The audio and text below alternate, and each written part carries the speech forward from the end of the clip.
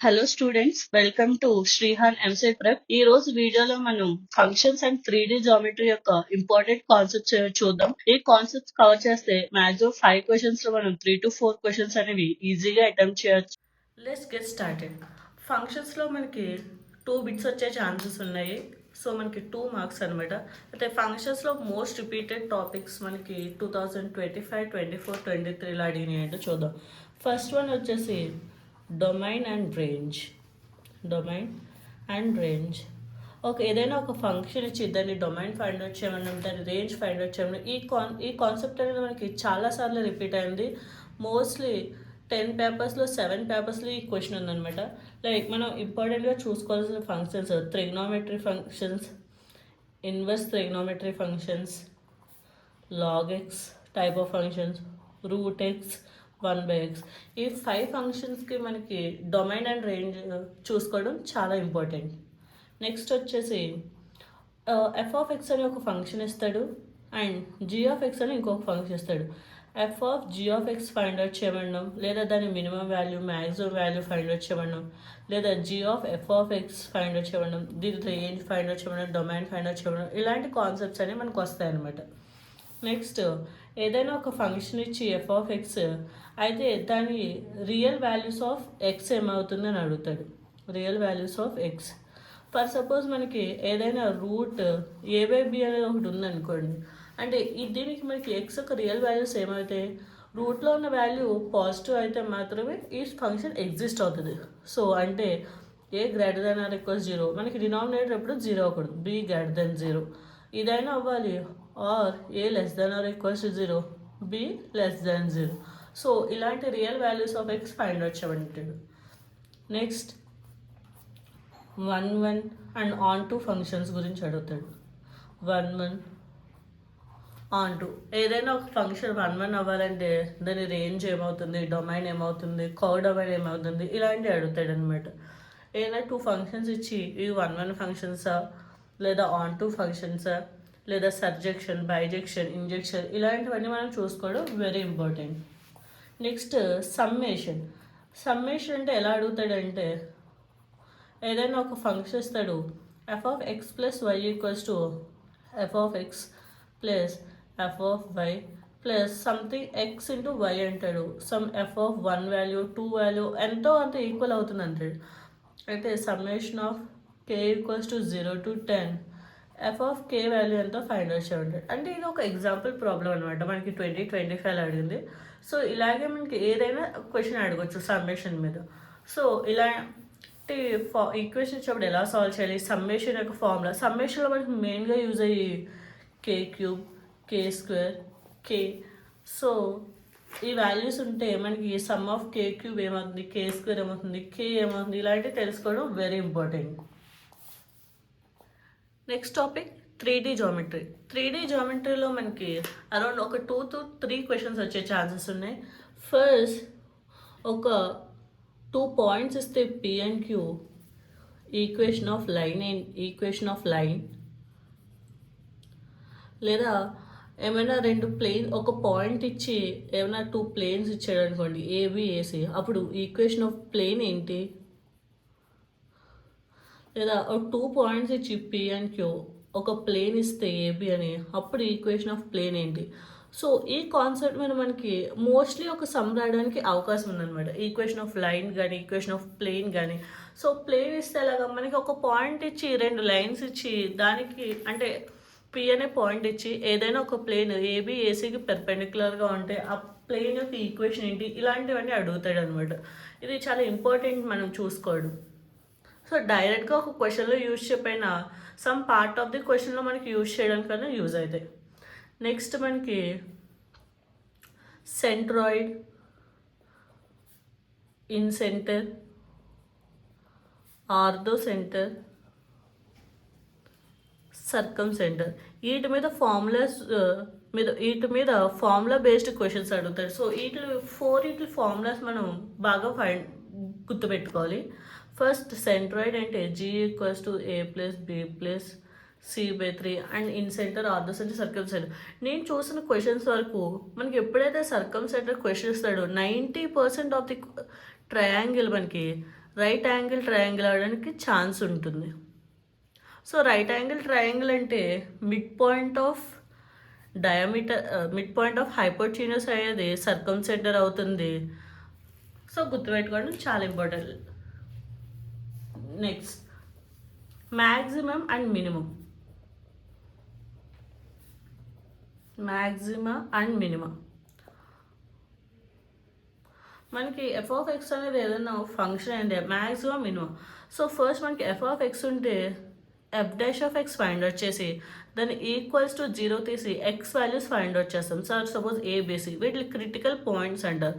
అప్పుడు F double dash of X find out చేసి ఇది లెస్ దాన్ 0 అయిందనుకో ఎక్స్ ఈక్వల్స్ టు ఏ దగ్గర ఆ ఏ అనేది మనకి మ్యాక్సిమం పాయింట్ అవుతుంది అనమాట.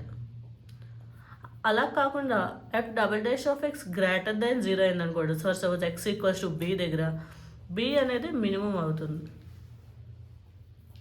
సో ఈ మ్యాక్సిమం మినిమం కాన్సెప్ట్ మీద కూడా క్వశ్చన్స్ రాయడానికి మనకి హై ఛాన్సెస్ ఉన్నాయి.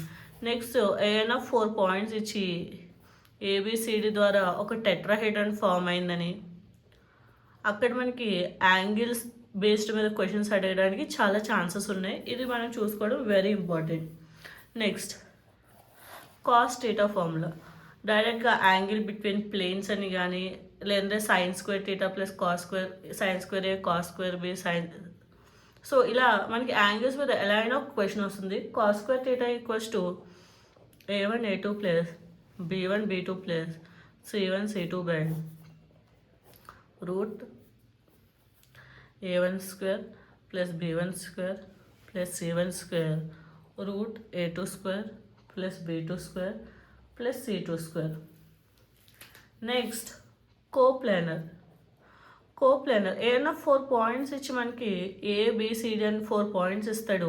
ఈ 4 పాయింట్స్లో ఏదో ఒక పాయింట్ దగ్గర సంథింగ్ కే అనేది ఏదో ఒకటి మెన్షన్ చేస్తాడు. అయితే ఈ 3 కోప్లానర్ అయితే కే ఈక్వల్స్ టు ఎంత ఇలా అడిగే ఛాన్సెస్ ఉంటాయి. సో కోప్లానర్ అంటే మనం ఫస్ట్ ఏబి ఏసి ఏడి ఈ 3 ఫైండ్ అవుట్ చేసి మూడింటికి డెట్ వేస్తే దాన్ని ఈక్వల్స్ టు 0 చేసానికి మనకి కే వాల్యూ ఎంత వస్తుంది. ఓకే, సో కోప్లానర్ అంటే det equals to 0 AB AC ఏడీకి డెట్ 0 వేస్తే మనకి కోప్లానర్ వస్తుంది. నెక్స్ట్ ఏదైనా cross product like A cross B cross C. So ఇక్కడ ఏబిసిలో ఏదో ఒక దాంట్లో మనకి కే అనేది మిస్సింగ్ ఎలిమెంట్ ఇచ్చి సో ఇది 0 అయితే కే ఎంతో ఫైండ్ అవుట్ చేయడం లేదా ఈ cross product value find out చేయడం మనకి ఇలాంటి కాన్సెప్ట్స్ వస్తాయండి.